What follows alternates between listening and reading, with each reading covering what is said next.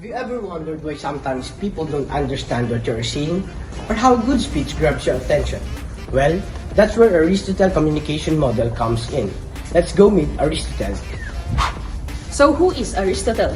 He lived in ancient Greece around 300 BC, and he was one of the greatest thinkers of his time. He wanted to understand how we communicate clearly. That's why he made this model. Have you ever said something and the other person didn't get it? Aristotle's model helps fix that. It's simple.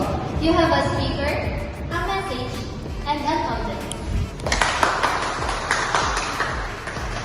If you follow this model, people can understand you better. So how does this model actually work in real life? Let's find out. Hello and welcome to my presentation. Today, we will explore Aristotle's communication model, what it is, the problems it addresses, and its relevance to our daily lives. But first, I want you to look at these 4 images I prepared and guess the word that connects them. Silently write down your answer, and after a few seconds, I'll reveal the correct word. If you got it right, mark it down and give yourself a point. The answer is communication.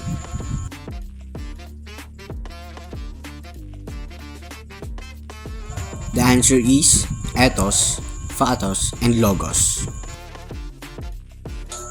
First, let's define Aristotle's communication model. Aristotle, or a Greek philosopher, developed one of the earliest models of communication. In this model, communication is viewed as one-way process from the speaker to the audience. There are 3 main elements: the speaker, the message, and the audience. The success of communication depends largely on how effectively the speaker delivers the message and how the audience receives it. The speaker is responsible for crafting the message in a way that it is clear and engaging. Now, what problems does Aristotle's communication model addresses? One primary issue it tackles is the effectiveness of persuasion. Aristotle was deeply interested in rhetoric, or how to convince an audience to believe or act on what you say. For example, imagine a politician delivering a speech. Tipong parating sinisigaw, gobyernong tapat, angat buhay lahat. Their message effectiveness depends on organizing their arguments, appealing to emotions, and backing their points with logic. Aristotle described these persuasive strategies as ethos, or credibility, pathos, or emotional appeal, and lastly logos, or logical reasoning. These models explain how crucial these elements are in persuading an audience, whether it is on a public speech or everyday conversation.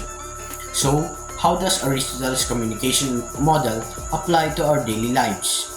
Think about how you communicate with your friends, family, or at work. Whether explaining something, trying to persuade someone to see your point of view, or simply sharing ideas, you're engaging in the process Aristotle described. Your credibility, how you structure your message, and how well you connect emotionally with your audience all play a role in effective communication. Even when posting on social media, Aristotle's model is relevant. You are the speaker, your post is the message, and your followers are the audience. Crafting a thoughtful post, choosing the right words, adding visuals, and understanding your audience feelings affects how well your message is received. In conclusion, Aristotle's communication model provides a timeless framework for understanding how we communicate, whether in a formal settings or everyday interactions. It reminds us that effective communication relies on clear messaging, strong speaker audience, and thoughtful persuasion. Thank you for joining me today. I hope this helps you understand the importance of Aristotle's communication model in both professional and personal communication. See you next time.